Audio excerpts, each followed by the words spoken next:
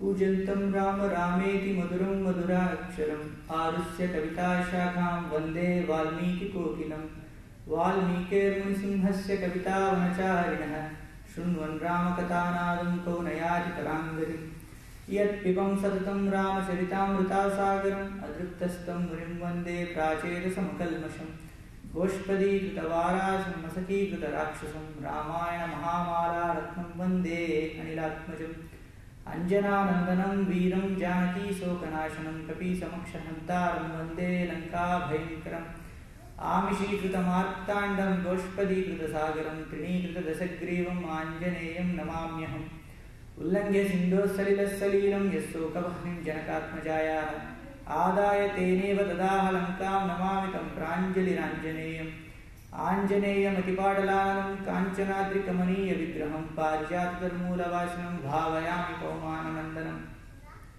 यत्र यत्र रघुनाथकीर्तनं तत्र तत्र कृतमस्तकाञ्जलिं भाष्पवारि परिपूर्णलोचनं मारुतिं नमत राक्षसान्तकम् मनोजवं मारुततुल्यवेगं जितेन्द्रियं बुद्धिमतां वरिष्ठं वातात्मजं वानरयूथमुख्यं श्रीरामदूतं शिरसा नमामि यः कर्णाञ्जलिसम्पुटैः हरः सम्यक् पिबत्यादरात् वाल्मीकिर्वदनारविन्दगलितं रामायणाख्यं मधुः जन्मव्याधिजराविपत्तिमरणैः अत्यन्तसोपद्रवं संसारसंहृहाय गच्छति पुमान् विष्णोर्पदं शाश्वतं तदुपगतसमाससन्धियोगं सममधुरोपनतार्धवाक्यबद्धं रघुवरचरितं मुनिप्रणीतं दशशिरसश्च वदं निशामयध्वं वाल्मीकिगिरिसम्भूतानां रामसागरगामिनि पुनातु भुवनं पुण्यात् रामायणं महानदी श्लोकसारसमाकीर्णं सर्गकल्लोलसङ्कुलं काण्डग्राहिमहामीनं वन्दे रामायणार्णवम् वेदवेदे परे पुंसि जाते दशरथात्मजं वेदः प्राचेतसादासीत् साक्षात् रामायणात्मना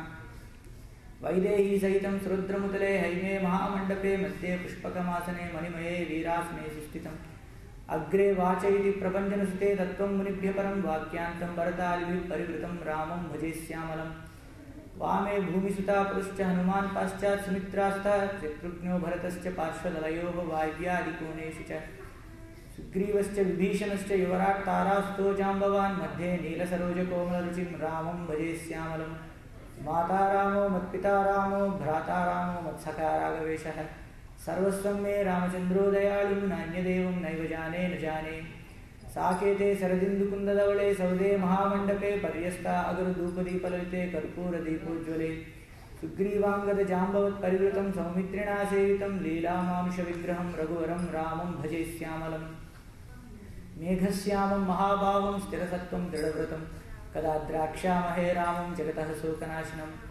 जयत्यतिबलो रामो लक्ष्मणश्च महाबलः राजा जयति सुग्रीवा राघवेण अविपालितः दासोऽहं कोसलेन्द्रस्य रामस्य क्लिष्टकर्मणः हनुमान् शत्रुसैन्यानां निहन्तां मारुतात्मजः न रावणसहस्रं मे युद्धे प्रतिफलं भवेत् शिलाविस्तु प्रहर्तारपादपैश्च सहस्रशः अर्धयित्वां पुरीं लङ्काम् अभिवाद्यश्च मैथिलीं समृद्धार्दो गमिष्यामि शतां सर्वराक्षसां धर्मात्मा सत्यसन्धश्च रामो दासल्यदि पौरुषे च अप्रतिद्वन्द्वशरयेन च हि रावणीं नमो विष्णुपादाय कृष्णप्रेष्ठाय भूतले श्रीमते भक्तिवेदान्त स्वामिनिति नामे नमस्ते सरस्वते देवगौरवाणि प्रचारिणे निर्विशेष शून्यवादि पाश्चात्यदेशतारिणे जय श्री कृष्ण चैतन्य प्रभो नित्यानंद श्री अद्वैत गदाधार श्रीवासादि गौरभक्तवृंद हरे कृष्णा कृष्ण कृष्ण हरे हरे हरे राम राम राम हरे हरे तपस्वाध्याय नरतां तपस्विं वाग्विदां वरं Narad परिपप्रच्छ Valmiki मुनिपुंगवं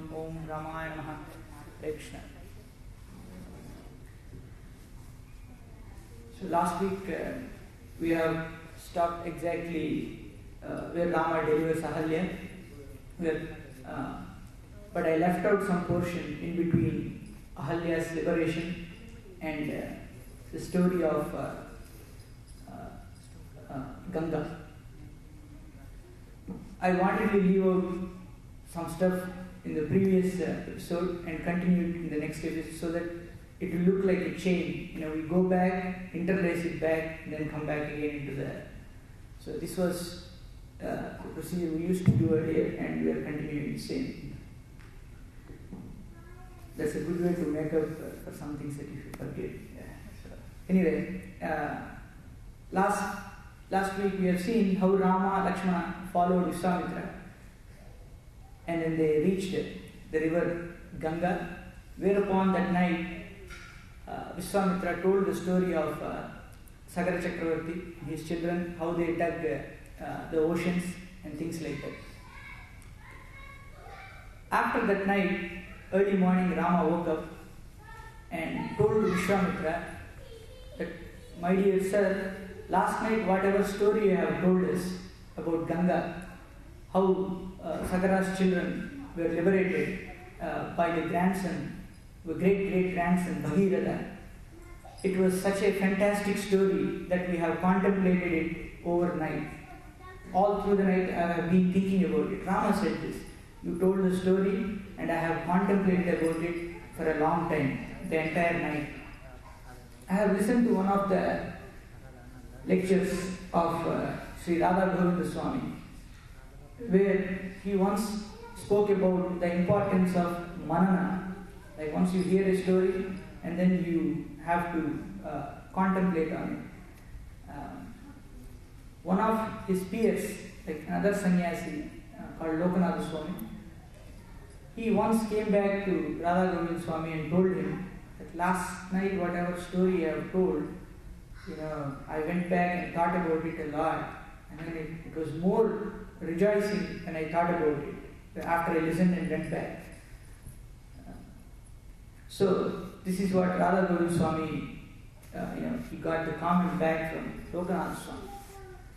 So that was the importance of Manan. Actually, he gives a half-an-hour discourse on how important it is to rejoice the same story, contemplate on it more and more again.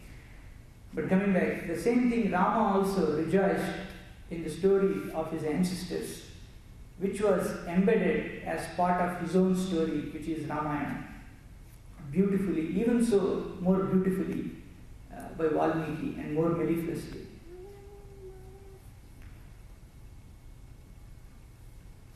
After Rama said that to Vishwamitra, they started to take a ferry across the river.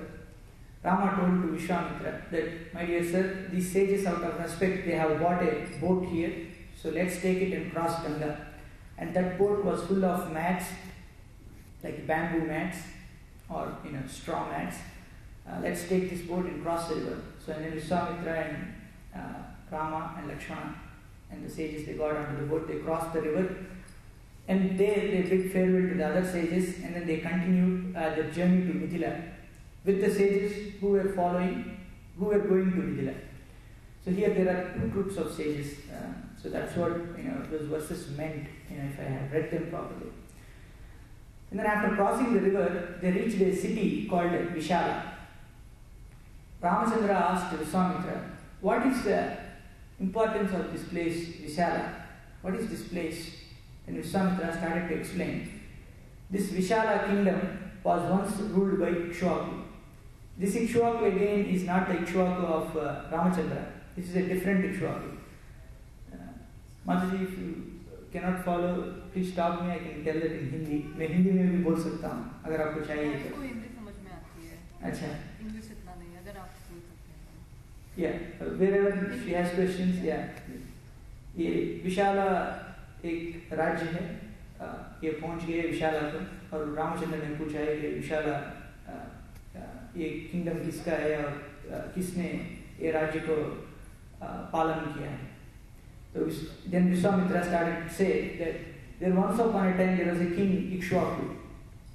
He ruled this kingdom Vishala. He had a wife called Alambusa, and they both had a son called Vishala. His name was Vishala, and he built that city called Vishala, kingdom. Then he started to rule, and then he had a son called Hemachandra, and Hemachandra had a son called Suchandra, and Suchandra had a son whose name was Dhumrashva. Dhumrashva had a son called Srinjaya, and Srinjaya had a son called Kushasva, and Kushasva had a son called Kakutstha. There was a Kakutstha even in Rama's lineage also. So don't get confused. There is a Ikshvaku, there is a Kakutstha in the kings of Vishala, and there is an Ikshvaku and Kakutstha in the lineage of Ramachandra. So there is a son to Kushaswa, there was a son called Kakusta, and then to Kakusta there is a son called Sumati, and that Sumati is ruling the present day Vishala. And Sumati, upon hearing the arrival of Vishwamitra, he immediately ran to that place where Vishwamitra, Ramachandra and Lakshmana were situated. And he came, offered water and all the respects, and he started asking the question, like, who are these two youths, Rama and Lakshmana? Who are these two boys, who are radiating, who are proudly carrying their bow and arrows at the ease of a seasoned warrior? Who are these two children radiating, great glory from their bodies? They look like powerful lions and also Vrishabhas, that means bulls. Who are these two boys? Then Vishwamitra explained them, they are the children of Dasaratha. And thereupon, Sumati, after paying respects, he left. Then they reached the hermitage of Gautama Muni. That's where Vishwamitra told the story of Ahalya last week. So I briefly mentioned it. So, and then Vishwamitra tells Ramachandra that enter this ashrama and then liberate Ahalya. And then when Ramachandra entered the ashrama, Ahalya rose from the dust like a moon, and then she prayed Rama and Lakshmana. She gave them water and food, and Ramachandra and Lakshmana also took the blessings of Ahalya. And then Gautama Muni arrived at the same time from Himalayas, and he took back Ahalya with him, and then they both united once again, and they went back to Himalayas to continue their penance. So when Ahalya was liberated, there is a beautiful story that Rahim, if you know the poet Rahim, even though he was a Muslim, he was inspired by the culture and the greatness of Ramachandra. He told this story, saying that he wrote a poem on the elephants. Do not think that the elephants take bath in the river and then they roll in the mud once again to smear, or they take the dust with their trunks and then pour the dust on their bodies. Do not think the elephant is stupid. No. You know why elephants do that? Because once upon a time Ramachandra walked this earth. Once upon a time, in the form of Vishnu, he liberated our ancestors, Gajendra also, when he called. That same Ramachandra, when he walked on this planet, because by the mere touch of his feet, Ahalya was liberated. Maybe that same dust that he touched with his feet might be here or there or here. So that's why every time it takes bath, it comes and takes the dust and then pours on its body, assuming that the same dust would liberate it too. That is the greatness of this elephant bath, which we mistake it, for elephant being a stupid. I mean, there might be some scientific reasons as well, but we are looking at it from a devotional perspective. That is what Rahim said. Even though he was a Muslim, he had so much of love and devotion for the story of Ramachandra. There are so many things. When Rahim used to donate so much of money to the poor, but he used to bow down his head and donate. Then Tulsidas wrote a letter to Rahim. I don't know whether they are contemporaries or not, but there is a legend like this. So Tulsidas wrote a story to Rahim, letter. But why do you bow down your head while donating? When you are donating, your hand is on the top and our hands are at the bottom, right? So we are at the receiving end and you are at the giving end. But proudly, you want to show your modesty by bowing down your head. Why do you do that? Then Rahim Khan replied, saying that it is not me who is donating. That's why the hand is on the top and the receiver's hand is at the bottom. It is not me who is donating. But all the name that comes out of this donation is being applied to me. That's why I am bowing down my head in shame. So this is what was his reply. So this is how the conversation goes between great devotees. So anyway, coming back. So after liberating Ahalya, Ramachandra, Vishwamitra, Lakshmana, they travelled towards Midila. And while going, before Sumati arrived, Vishwamitra tells him the greatness of the place Vishala also, even before going to Gautama's ashrama. What is the greatness of Vishala kingdom? Vishwamitra explains. This is the place where once upon a time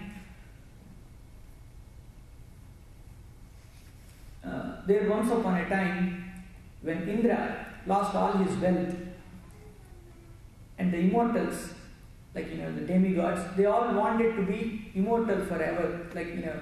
Even though they are called immortals, but they have a lifespan, particular lifespan. Even Brahma himself lives for 3 trillion years or so. So they wanted to be immortal.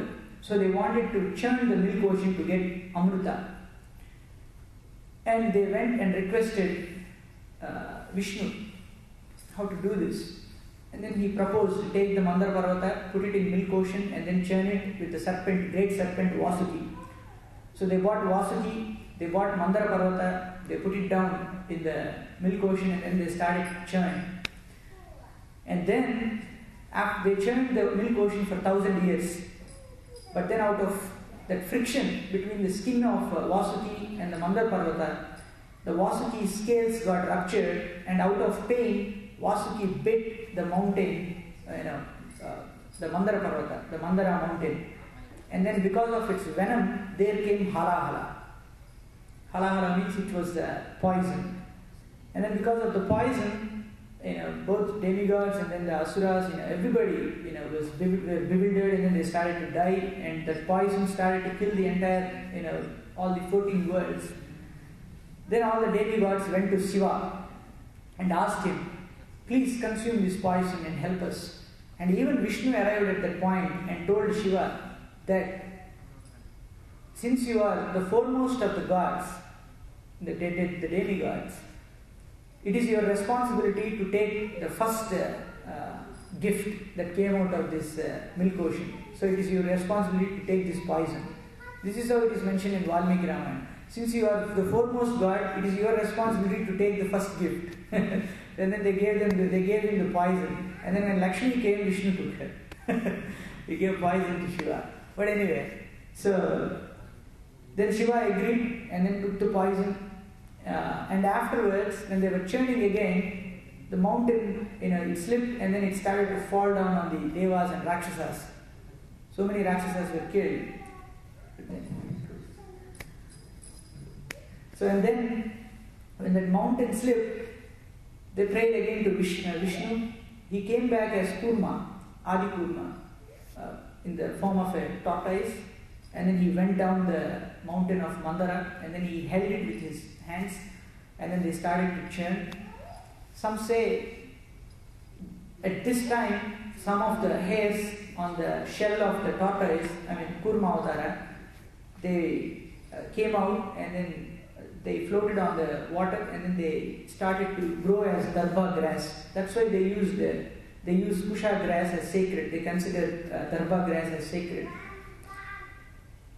So and then he held the Mandara Parvata, and then they started to churn, and then from it there came Dhanvantari with a stick and a water pot, and after Dhanvantari, Uchchaisrava came, a horse. This Uchchaisrava Indra wanted, but then it was advised by Vishnu not to take it, and then he did not take it, and then the Rakshasas took it, and thereafter came Airavata, and then so many other things. Lakshmi also came. Apsaras came, so many Apsaras came before Lakshmi, and then they became the divine celestial damsels.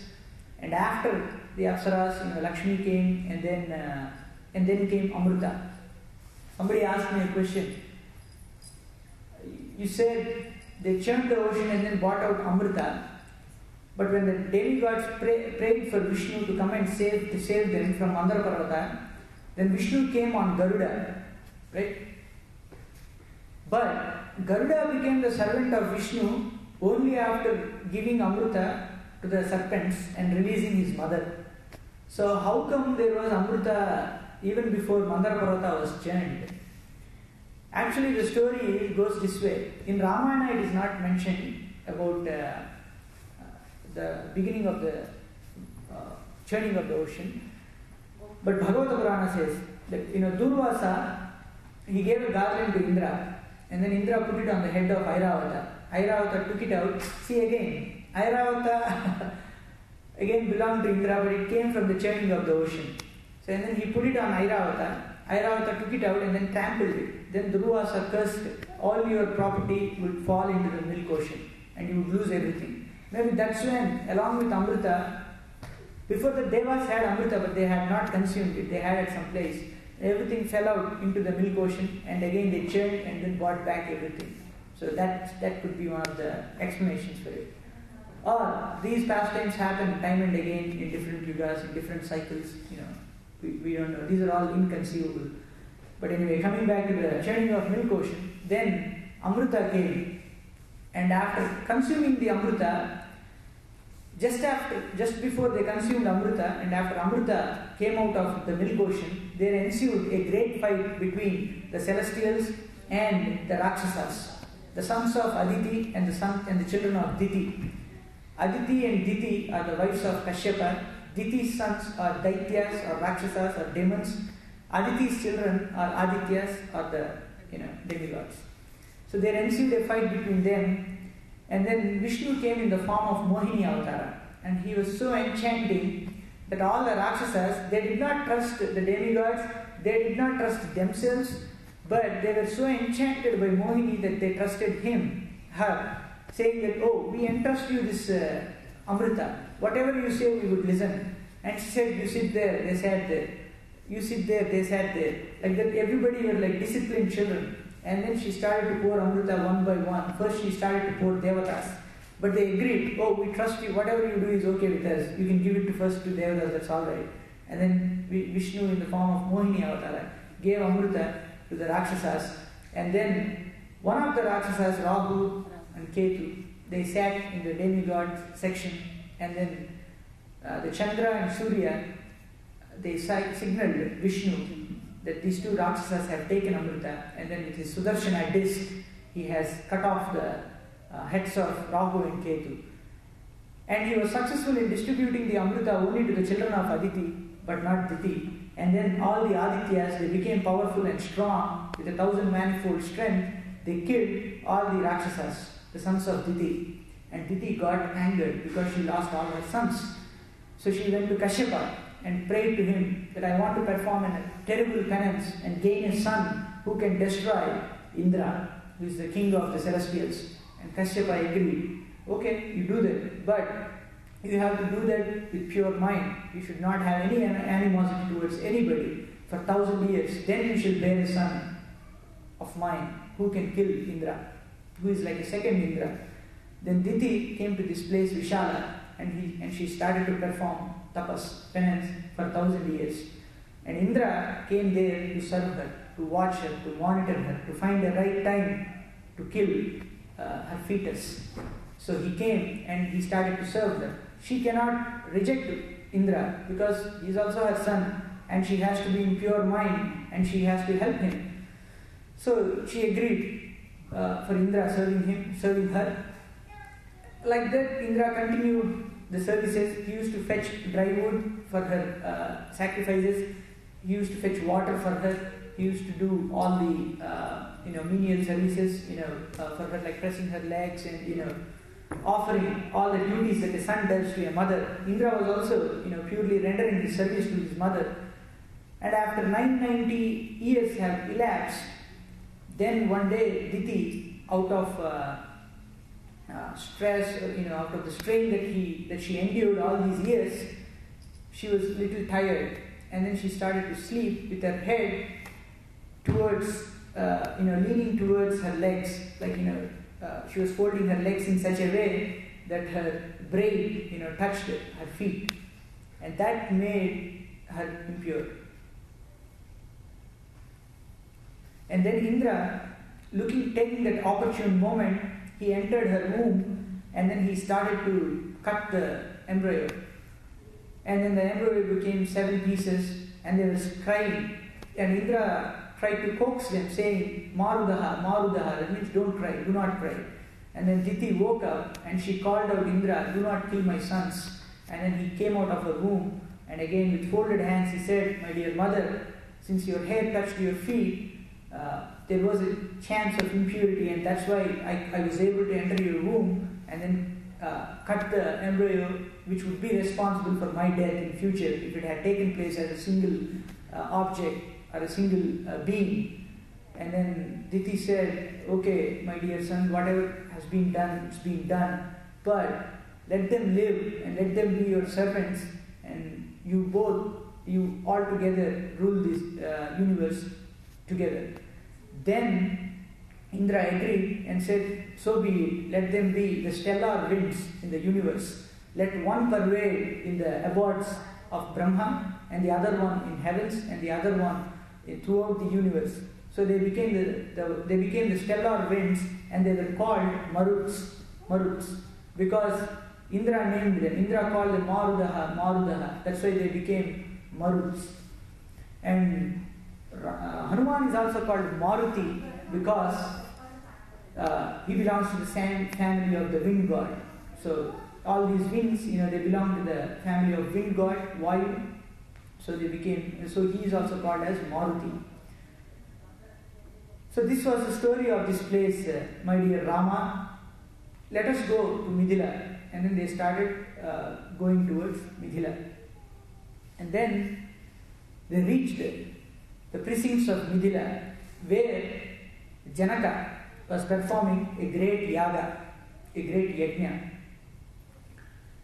And when they reached Mithila, Satananda, one of the ministers of Janaka, he came and received Vishwamitra, Rama and Lakshmana. Janaka also came and he welcomed Vishwamitra. When they all saw the huge yajna-shalas built in Mithila, Ramachandra requested Vishwamitra that let us stay here in this hermitage for a while. Let us also build our own tent. Let's stay there. And Vishwamitra agreed. Okay, so be it. And then Janaka, Satananda, they came. They gave water and all the respects. And then Satananda started to tell the story of Vishwamitra to Ramachandra and Lakshmana. He said, my dear children, who do you think this personality is, Vishwamitra? He is one of the most powerful beings in this universe. Let me narrate to you the story of Vishwamitra. He tells this out of gratitude because Vishwamitra took Rama and Lakshmana to Gautama's ashrama to liberate Ahalya. And Satananda was the son of Gautama and Ahalya. So that's why, out of gratitude, because his mother was liberated, he started to narrate the story of Vishwamitra. He said, Vishwamitra was once upon a time a regal personality, a king. And one day, he went on an entourage with his Akshauhini of Sainya. Akshauhini is 21,870 elephants, and the same number of chariots, and 3 times that of cavalry, and five times foot soldiers, like around 109,000 foot soldiers and 65,000 horses, and 21,870 elephants and chariots. That's an Akshauhini of Sainya army. And then, when Vishwamitra started out with an Akshauhini of Sainya, he visited so many places. And on his route, he came to Vasishtha's ashrama. And Vasishtha received him with water and with all respects. Then Vishwamitra stayed there for a while, and Vishwamitra asked permission to leave the hermitage. Then Vasishtha said, no, my dear king, I want to offer a royal hospitality to you, which is befitting to your stature. Then Vishwamitra promptly and respectfully declined, saying that, my dear sage, I saw you and that's enough for me. I saw a Brahman, you are my God, I have seen you, that's enough for me. That itself, I am complacent with that aspect. Please permit me to leave. No need of this simple formalities like a royal hospitality. You don't have to do this. You gave me water, you gave me your darshana, that's enough for me. But Vasishtha pressed, no, I wish to give you that hospitality. Then Vishwamitra agreed, okay, so be it, please do so forth. And Vasishtha called his cow Sebala, and he asked Sebala to give out, all kinds of food six kinds of, that has shadruchis, 6 tastes, like sweetness, sourness, bitterness, hot or spicy, and 2 other kinds of tastes. So all the 6 kinds of tastes were there, shadruchis. And Sebala gave forth all kinds of dishes, all kinds of tastes. And Vishwamitra saw all this rich paraphernalia, and also Sebala, the cow, which seems to be a fountain resource of unfailing plenty. And Vishwamitra became a little attached. He wanted the cow. He asked Vasishtha, saying that I will give 10,000 cows. Please give me this Sebala. Then Vasishtha declined. No, I cannot give, because this is my life's journey. I am continuing my journey of life with this cow. I cannot depart from it. I cannot part it. I cannot give it. Then Vishwamitra said, okay, I will give you thousands of elephants decked in gold, and thousands of chariots gilded with gold, and so many lakhs of cows. Please give this to me. Vasishtha said, my dear Vishwamitra, do not press on this matter one more time. I respectfully decline your offer. I don't want, because I cannot part from this cow. She is like my own sister. I cannot give her. Then Vishwamitra said, any wealth in the kingdom belongs to a king. First he requested, now he is trying to press on it. He says anything belongs to a king. So this wealth in the form of a cow should belong to me. You should give it to me. Then he ordered his soldiers to drag the cow, and then they started dragging Sebala, the Kamadhenu. And the Kamadhenu did not understand, why am I treated like this? And what wrong have I done? And why is Vasishtha not uttering a word against Vishwamitra? And she cried and she ran back. She put the soldiers to flight in a second because she is so powerful. And then she ran back to Vasishtha and asked him, questioned him, why am I treated like this? Have I done any mistake? Then Vasishtha said, no, you haven't done anything. But I am helpless, as you know, that the Kshatriyas are powerful, but I am not. So that's one reason I am not fighting or saying anything against Vishwamitra. Then Sebala says, a Brahman is more powerful than the Kshatriya. Your penance is more powerful than any arms in the quiver of Vishwamitra. Then she said, can I protect myself? Then Vasishtha said, yes, please do. Bring forth an army from you. Originate an army from within you, and then fight Vishwamitra. Then Sebala immediately called forth. She started to move, like a cow. From the movings, there came Yavanas, Pahlavas, Piplavas, and Shakas, and so many other soldiers. And all these soldiers started to fight the army of Vishwamitra.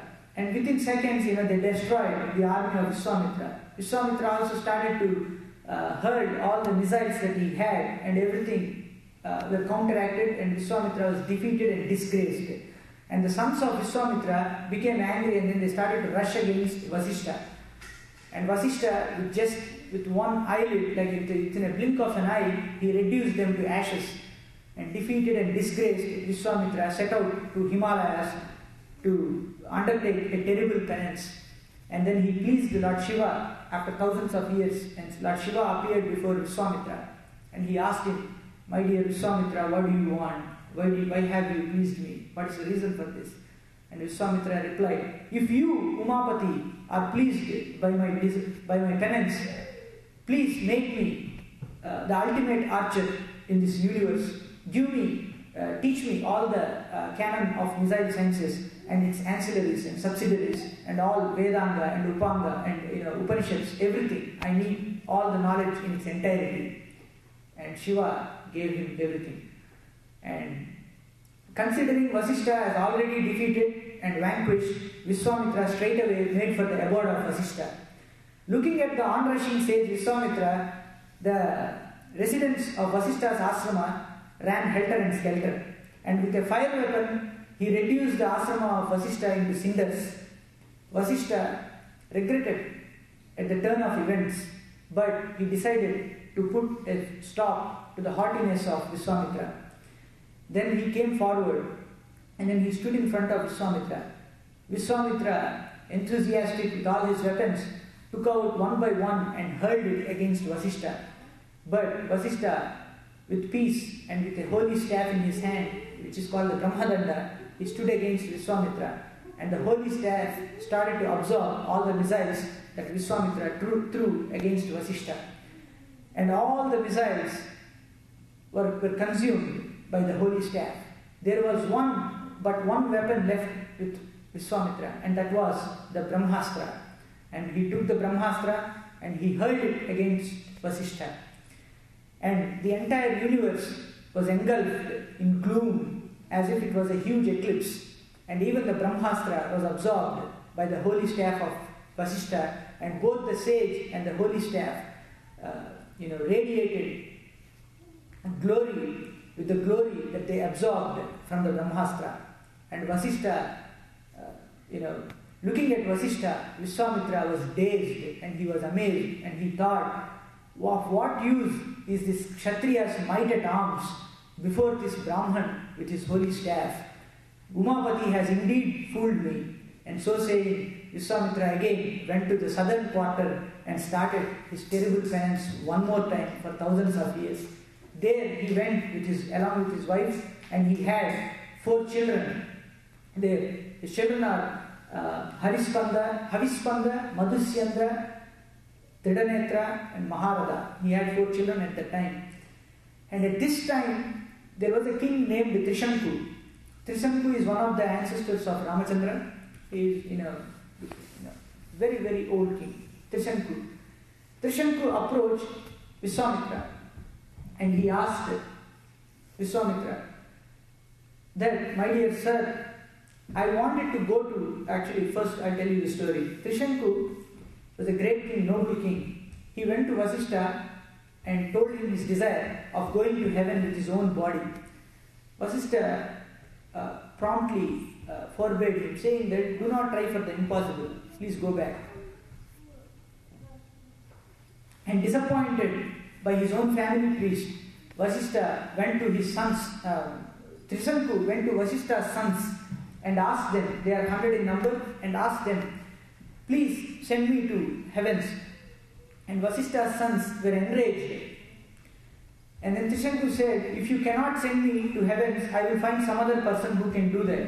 Then Vasishtha's sons were enraged and said, you who were refused by your own family priest, how can you think that another branch of the same tree would do the thing that has been refused by the tree itself? We would not do anything that was refused by our father. And if you think somebody else is qualified than our father and ourselves, then this is our curse. And so saying, they pronounced a curse on Trishanku, saying that you become a Chandala, you take the body of a Chandala. And immediately Trishanku transformed into a stinking Chandala.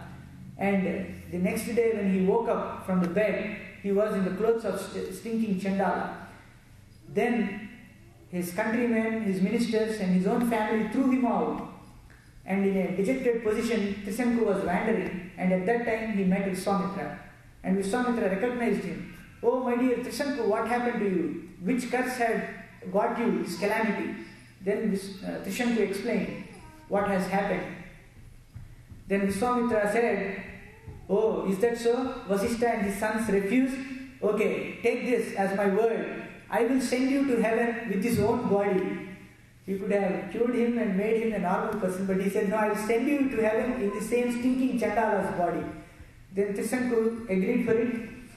And then he commenced a yaga, and he called forth his students and said, my dear students, go around the earth and call all the Vedic scholars and sages to attend this yajna.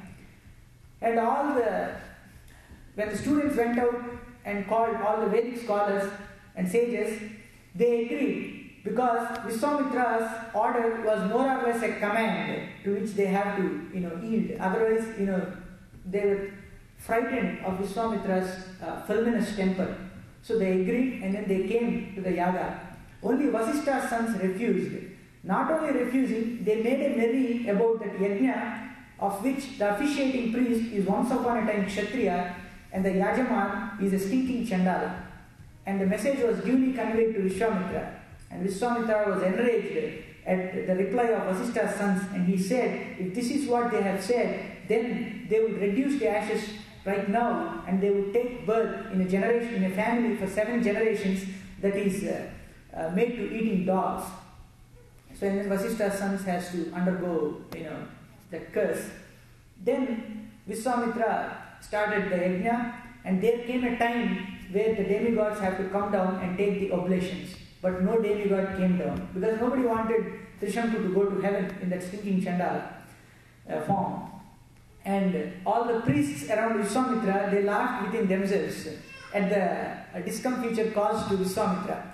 And then Vishwamitra, he was angered because of the demigod's attitude, and he said, all right, if you don't come, and then he took the ladder of ghee and then held it high and said, my dear Trishanku, if my penance, my power of penance is true, I will lift you with that power right now to heavens in this very own body. And so saying, he started to pour the ghee into the fire, and then Trishanku started to raise upward to heavens.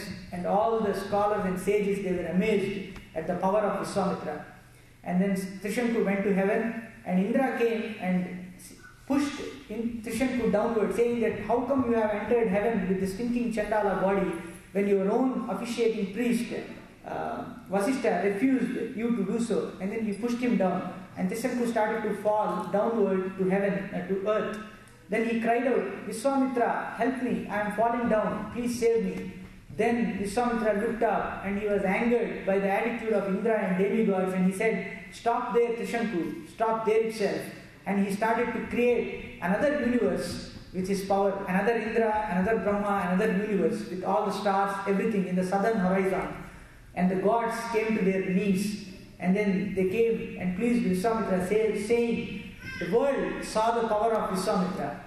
And then they came down and pleaded him, my dear sage, please stop your activities right here. Let Trishanku stay where he is in the same way, and let all the stars and heavens that you have created remain and shine like your own glory for eternity. Let them stay there. But we request you to stop your creation, because they were alarmed at their supremacy, because he was started to create demigods also. He started creating demigods also. So and then when they prayed to Vishwamitra, he stopped. He is as easily appeased as provoked. That is the nature of Vishwamitra. So he stopped creating, but because all these stupendous activities have consumed his power of penance, he has to start all over again. So he went to the northern quarter again. He started to do the penance one more time, western quarter, and then started to do the penance one more time. And at that time, the divine damsel Menaka came down. With her 100 vials of charm, she caught the eye of Vishwamitra. And for 10 years he spent the time with Menaka. And thereupon one day he woke up and realized his fault. And he looked at the trembling Menaka, and he said, do not worry, I will not curse you, because it's not your fault, it's my fault, but go away. And then he continued, he went to the northern quarter again. He started doing the penance. Then Brahma appeared and made him Maharshi, but he was disappointed. But he asked, does it mean that I have conquered my senses? Brahma said, no, my dear child, you are still way away from it. You have to conquer it on your own. Then only you can become a Brahmarshi. Then he went to the eastern quarter again, and then in Himalayas he performed again thousands of years of penance. But because of his penance, the gods were alarmed, and they sent Rambha again. Indra pleaded Rambha to go and disturb Vishwamitra. But Rambha was afraid, I cannot do this. But Indra assured Rambha, saying that you will be assisted by both Manmada and also the springtime. Because of this, you will be able to succeed. Take this as my word. And then when Rambha came down, the forest blossomed in vernal beauty, and the nightingales started to sing, and also the god of love was there at that time, and even the springtime, were all there to enhance the beauty of Rambha. And when Vishwamitra looked at her, when he opened his eyes and looked at her, and again when he started to get the same feelings to which he has long been a stranger, a white heat of anger surged in Vishwamitra, and when he looked at Rambha, he immediately realized it is another attraction thrown on his way to deviate him from his path. Then he cursed Rambha, saying that you stay here like a stone for 1,000 years, and another Brahmana, a meritorious Brahmana, would come and help you, come out of this curse. And that Brahmana is none other than Vasishtha himself. So he cursed Rambha, and after that, he realized at the same time how far he was from his supreme goal of becoming a Brahmarshi. So he came back again to the eastern quarter, and he started his terrible penance one more time without eating food and even without breathing air. And fire and clouds started to issue from his body. And then the whole universe was enwrapped in this fire and smoke issued from the body of Vishwamitra. And all the demigods went to Brahma and pleaded him, my dear sir, please give him the status of Brahmarshi. He has already conquered his senses. Now he will not listen to anybody. Please go forth and grant him whatever he needed. So and then Brahma appeared before Vishwamitra and said, my dear child, you have achieved finally the status, the ranks of a Brahmarshi. With best of you became a Brahmarshi. Then Vishwamitra opened his eyes and he was pleased, and he said, I would only accept this if Vasishtha comes here and accepts that I am a Brahmarshi. Then Vasishtha also came and said, my dear brother, please join the fraternity, now you are a Brahmarshi. So and then he paid his respects to Vasishtha, and from that time they were friends.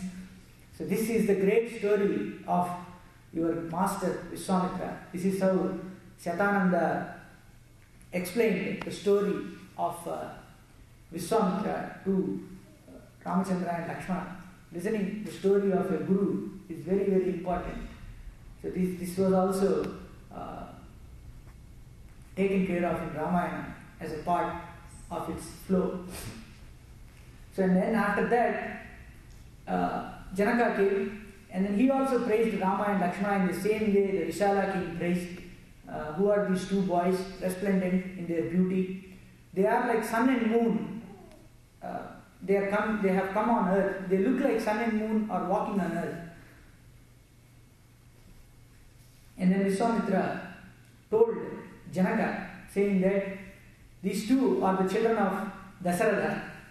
They are the children of Dasaratha, and I have bought them. They killed Maricha, Subahu and Tataka, and here they are. I wanted them to see the great bow of Shiva that is there in your palace.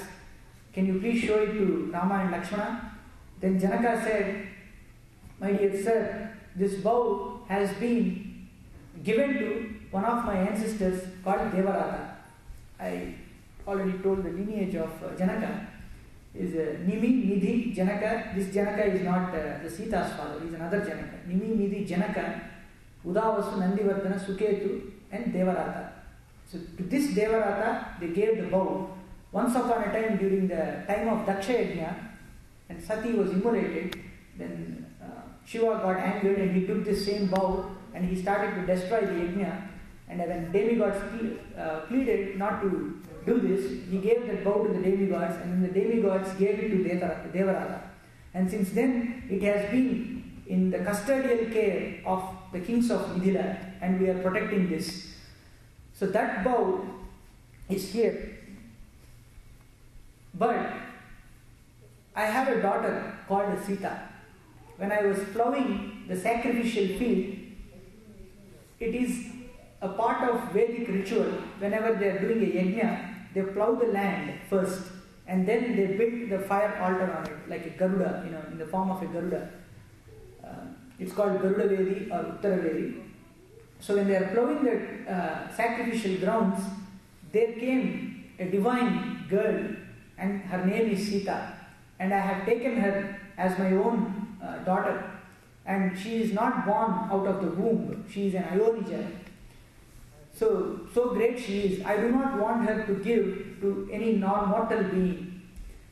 She being such a great lady, I declared her as a Virya Shulka. That means she has to be won out of bravery and courage. So then I put forth a condition that whoever lifts the bow of Shiva and strings it, that that person I will grant my daughter as a wife. This was the condition. And then lot of kings came here. Neither Yakshas, neither Kinnaras, Kimpurshas, Nagas, Gandharvas or the demigods, nobody could lift this bow. Not even any king or any celestial being could not lift this bow. And since that time I am worried about the marriage of my daughter. But I shall show it to Rama and Lakshmana also. But if Rama lifts it and strings it, I will grant my daughter to Ramachandra. Actually, Sita, when she explains her marriage to Anasuya in the Aranyakanda, or at the end of Ayodhya Kanda, when they meet Anasuya and Atri, Sita puts a nice simile here. She says, all the kings and celestial beings, they were not able to move this great bow of Shiva even in their dreams. So if you cannot move it in reality, at least you should be able to move it in the dreams, right? But this great bow of Shiva was not moved by anybody even in their dreams. So it was so heavy. So she was so proud of her husband Ramachandra. She should be, So that bow, I will bring it and show it to Rama and Lakshmana today. But today, please give me permission. I shall go back to my palace. I shall come back tomorrow because the evening ritual time has come. So Vishwamitra gave him permission and then he went back. And then the next day, after the morning rituals, when they come to the Janaka's palace, there Janaka orders his ministers to fetch the bow and come into the palace. And then 5,000 men carried the casket in which the bow was kept. The casket was called a Manjusha. And then 5,000 men pulled the cart and 5,000 bulls pulled the cart. And it was so difficult for them because Mithila is in the mountainous region, in Nepal. It could have been with highs and lows. When they are coming down a ramp, they have to hold it tight. And then when they are climbing, they have to push it and then pull it from forward. So it was a difficult task for them. But they bought.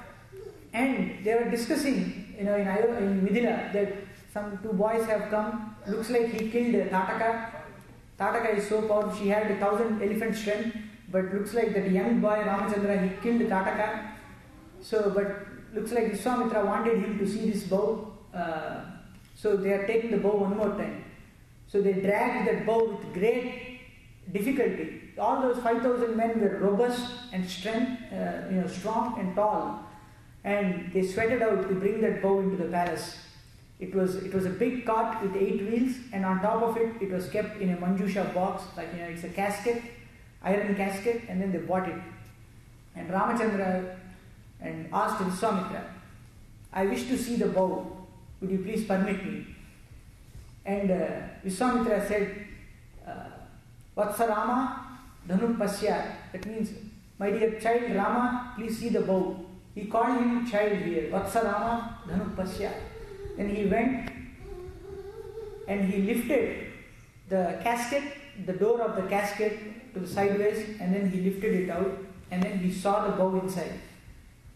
And then the bow, shined in glory. It was as if a huge snake was sleeping in the casket. And Rama saw the bow, and he looked back at Vishwamitra and asked, my dear sir, I wish to touch it. I wish to lift it. I wish to string it, and thereupon I want to take an aim. So till now, nobody even dreamt of moving it, even in their dreams. But Rama now, a 12-year-old boy, he looked at it and he says directly, he had that confidence, I want to lift it and then string it. Vishwamitra did not tell him to lift it first. He says, just go and see. Because he wanted to assess his pupil's strength, that the student should come out with the enthusiasm and say, I can do this. Thereupon he wanted him to do it. Then Rama, being a great bowman, the ultimate bowman in the universe, they say in Suprabhata, Abhirama Gunakara Dasarade Jagadeka Dhanurdhara Dhiramade Raghurama Ramesha Adhirama Gunakara Dasarade Jagadeka Danudhara Dhiramate Raghunayaka Rama Ramesha Vibho Varado Bhavadeva Daya Jaladhe. That's why lot of the Vedic verses and even Ramayana, they were taught in the form of a song because it's easy to remember earlier. And that's how it was transmitted orally. Okay. That's why they say Jagadeka Danudhara Dhiramate. That Rama is Athirada Sammataha when it comes to archery. He was a great archer. So, and then when he saw the bow, he asked Vishwamitra, can I lift it, string it, and then take an aim with it? Vishwamitra said, my dear child, please go ahead. And then Rama touched the bow, and as easily as one lifts a garland, Ramachandra lifted the bow and putting it against his toe, he caught on the top of the other end of the bow, and then he took the string in with one hand, and then he started to bend it, and then he bent it, and then he stringed it.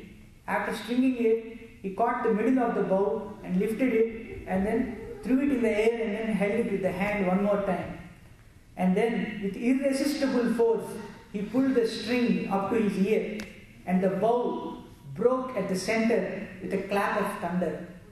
And with the thunderous sound, everybody was surprised, shocked, and dazed, and they remained speechless, and time froze. And Janaka uttered the first words, my dear Vishwamitra, what was thought impossible, what I thought would never happen, it cannot be understood even by logic how this young boy has lifted this bow and have broken it. It is inconceivable. I am so pleased that my daughter is getting married. Please accept my daughter Sita as and give her hand. I am ready to give her hand to Ramachandra. I want him to marry my daughter. So this was happening in the Swayamvar?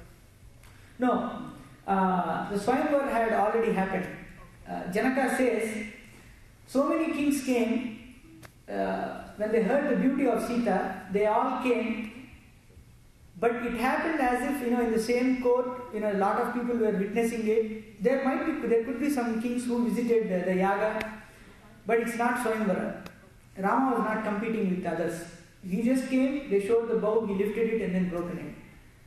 But Janaka says, before he bought the bow, he tells that a lot of kings came here to lift the bow and then get my daughter in return when they heard the beauty of Sita, but nobody were able to move it, and then they all formed into a group thinking that this Janaka is here to tease the Kshatriya race, and they all attacked my kingdom Mithila. And then I waged a war for 1 year with them, with all of them. And then when the rations were running out, there was no stock of food in the court, and I was worried, and I prayed to the celestials, and then they sent forth fourfold army along with chariots and elephants, and then I vanquished all these enemy kings. And that's how I protected Sita. And that was the story Janaka told. So long ago all this has happened. And Sita was only 6 years old when the bow was broken by Ramachandra. Sita tells in Aranyakanda to Ravana that when we left Ayodhya, my husband was 25 years old and I am 18 years old. And they lived 12 years in Ayodhya. So that makes Sita only 6 years by the time when she got married. And Rama was less than 16 years. Because Dasaratha himself tells, Una Shorasha Varshone Ramo Rajiva Lochane. That means he is not even 16 years. And Maricha, when Ravana comes to tell him his plan that I want to abduct Sita in absence of Rama, then Ravana was told by Maricha that Ramachandra, he was not even 12 years old, Una Dwadasa Varshe. But there, Maricha was trying to intimidate Ravana. So he said, he is not even 12 years old. At that time, he hit me to 100 yojana distance. So he is so powerful. And actually today we will end at the good note of where the bow is broken, and we will commence the Sita Rama Kalyanam. But we have calculated when this marriage happened, because they didn't tell the date. That and all we will discuss it in the next week. Or do you have time? We can discuss it now. Yeah. Along the way, when we were reading Ramayana, we have also tried to pick up astrology, some astrological aspects. So, when Sita says that we lived 12 years in Ayodhya, and when we left, I'm 18 years old and my husband is 25 years old, the exact date of Sita Rama Kalyana was not mentioned, but it was designed it was planned to be held on Uttara Falguni Nakshatra. On that nakshatra, we'll marry Sita to Rama. So that was there. Only the nakshatra they told. They did not mention the date and month of it. But let's do some research on this. When they returned back to Ayodhya from Lanka, they returned to Bharadwaj Asrama on Chaitra Suddha Panchami. Right? So that was Chaitra Masa. So let us take 14 years back again. So they left Ayodhya in Chaitra Masa. So let us take 12 years back again to Midila when they were getting married. So it was Chaitra Masa one more time, right? So during the Chaitra Masa only they got married, and it was Uttara Falguni Nakshatra. Uttara Falguni Nakshatra means it's the 11th Nakshatra. If you see the Nakshatras, Aswani, Bharani, Kritriya, Rohini, Mrigasira, Arudra, Punarvasu, Pushya, Aslesha, Magha, Purva Falguni, Uttara Falguni, 12th Nakshatra. And then the Nakshatras continue. Uttara Falguni, Hasta, Chitra, Swati, Vishaka, Anuradha, Jeshta, Mula, Purvashada, Uttarashada, Shravana, Dhanishta,